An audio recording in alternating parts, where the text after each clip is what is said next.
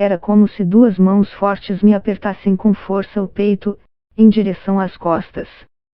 Eu ia ficando fininha, fininha. O ar não passava mais, eu não conseguia respirar, conta a mineira Luísa Asterisco, de 47 anos, sobre os efeitos do coronavírus em seu corpo. Luísa é faxineira no estado americano de Massachusetts e desenvolveu os sintomas de Covid-19, doença causada pelo novo coronavírus: febre, tosse, falta de ar, cansaço e dor de garganta, alguns dias depois de ter limpado a casa de uma família americana em que todos estavam doentes. Quando saí de lá passei desinfetante no corpo todo e fui pedindo proteção a Deus, conta. Luísa chegou aos Estados Unidos há 16 anos, depois de atravessar a fronteira do país com o México. Desde então, jamais conseguiu regularizar sua situação, segue indocumentada, o que a impede de receber seguro-desemprego ou auxílio financeiro do governo americano em meio à crise do coronavírus. Por isso, e diante de uma redução de 70% em sua renda mensal, que antes chegava a $4.021 mil, Luísa teve que seguir trabalhando, apesar do medo de se contaminar. Não deu outra. Nem 2 semanas depois que o governo declarou quarentena em todo o estado de Massachusetts, ela adoeceu. O caso de Luísa é exemplar do que tem acontecido nos Estados Unidos, o novo epicentro global da pandemia, com cerca de 700 mil casos e 36 mil mortes. O coronavírus não atinge a população americana igualmente. Mais casos e mais mortes são registrados entre as comunidades de imigrantes da América Latina. Quando analisados os municípios que abrigam mais latinos, os números mostram que os habitantes dessas áreas tiveram entre 20% e 33% mais chances de adoecer e de morrer, em relação aos números do estado como um todo. A reportagem cruzou a base de dados de municípios onde viviam os pacientes acometidos pela doença, compilada pelo jornal The New York Times a partir das informações dos serviços de saúde, com as projeções do censo americano de 2018 da distribuição populacional por raça e etnia nesses mesmos municípios. Enquanto no estado de Nova York houve 52,4 casos de Covid-19 para cada 1.000 habitantes, nos municípios com maior concentração de latinos foram 66,2 casos por 1.000 habitantes.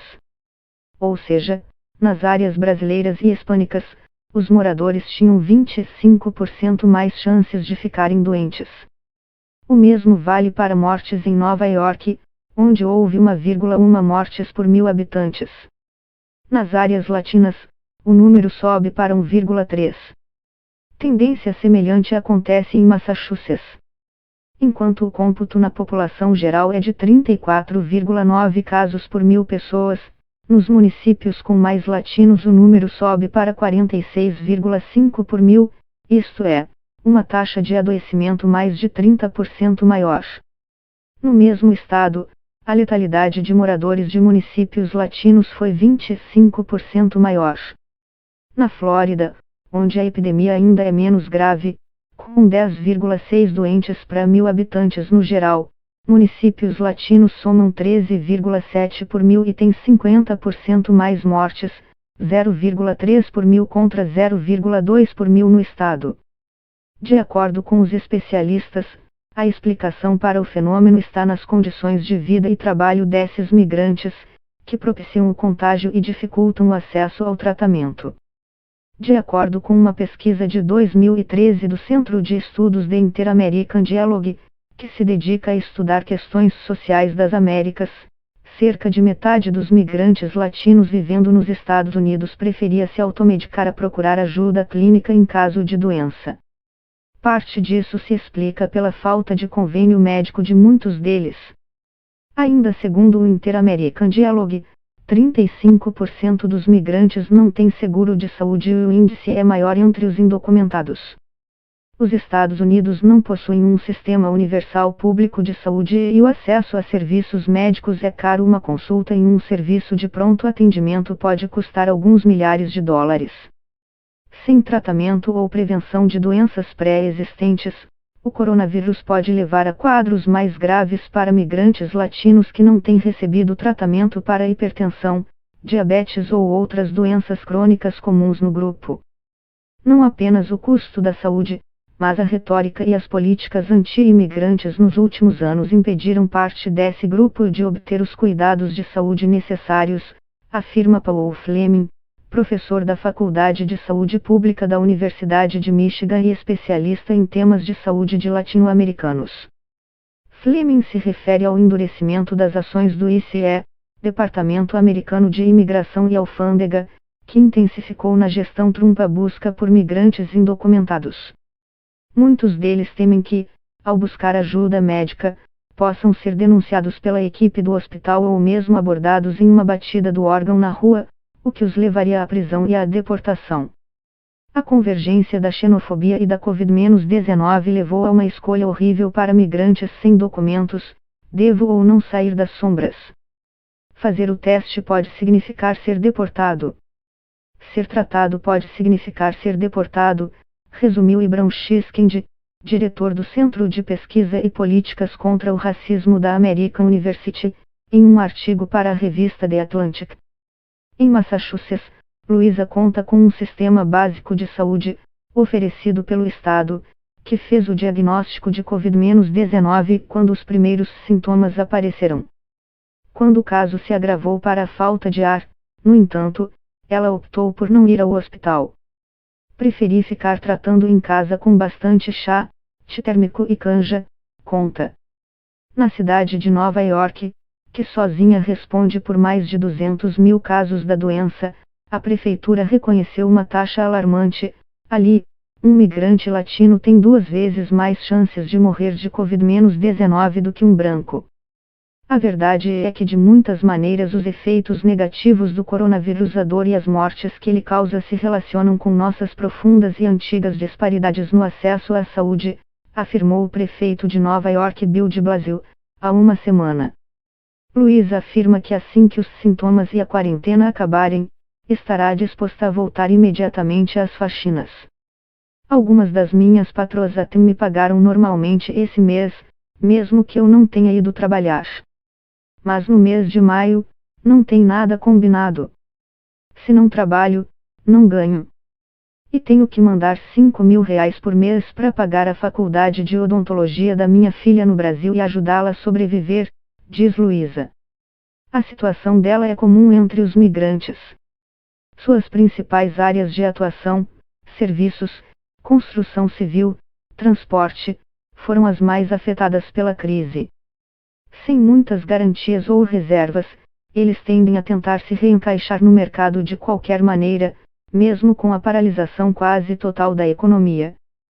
Se já não perderam o emprego imediatamente e ficaram sem renda, eles são os trabalhadores da linha de frente, faxineiros, auxiliares de enfermagem, trabalhadores dos supermercados, motoristas, entregadores de delivery de restaurantes.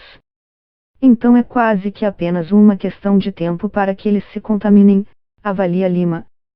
No Queens, o bairro de Nova York mais afetado pela epidemia e um dos redutos brasileiros na região, a baiana Elzir Ribeiro, de 58 anos, mantém um restaurante de comida brasileira há 12 anos. Diante da epidemia, o estabelecimento reduziu o atendimento a retiradas e entregas em domicílio. O movimento caiu 80%. Na região, há quem atribua o alto grau de disseminação da doença aos trens lotados da linha 7 do metrô, que leva os moradores do Queens até a ilha de Manhattan e era muito usado pelos trabalhadores brasileiros nos horários de pico. Elzir admite sentir medo de se contaminar, mas diz que fechar o restaurante nunca foi uma opção para ela, que depende da renda do negócio para se sustentar. Na tentativa de se proteger, novos procedimentos foram adotados. Ao lado da porta de entrada do restaurante há uma pia, com sabonete, e uma caixa de luvas descartáveis. Todo cliente que entra tem que lavar as mãos e colocar luvas antes de se aproximar do balcão para retirar sua comida. Até agora deu certo, não fiquei doente. Eu preciso do restaurante para viver e prefiro andar com minhas próprias pernas do que pedir ajuda ao governo, diz Elzir, que se naturalizou cidadã americana há quase 20 anos. Por enquanto, o governo americano não tem disponibilizado dados nacionais que indiquem quais são os grupos raciais e étnicos mais atingidos pela epidemia. De acordo com os especialistas, isso é um problema porque impede que sejam formuladas políticas públicas específicas para conter o espalhamento da doença em meio a essas comunidades. As informações serão cruciais até mesmo para entender que partes dos estados poderão sair da quarentena e em que áreas pode ser necessário aumentar restrições ou prover auxílio de saúde pública e de renda mais intensos. Cidades e estados têm começado a tentar entender exatamente o perfil dos doentes por coronavírus. Pode ser um trabalho desafiador, já que em muitos casos, como em Massachusetts, quase 40% dos atendimentos feitos a pacientes de Covid-19 não registraram a raça ou etnia dos atendidos. Nós sabemos que existem desigualdades significativas que colocam nossa comunidade de imigrantes em maior risco de contrair coronavírus e desenvolver formas graves da doença, reconheceu há uma semana o prefeito de Boston, Marty Walsh, que resumiu: dados são uma informação crítica para saber o impacto dessas desigualdades e para ajudar o público a entender o vírus e seus riscos.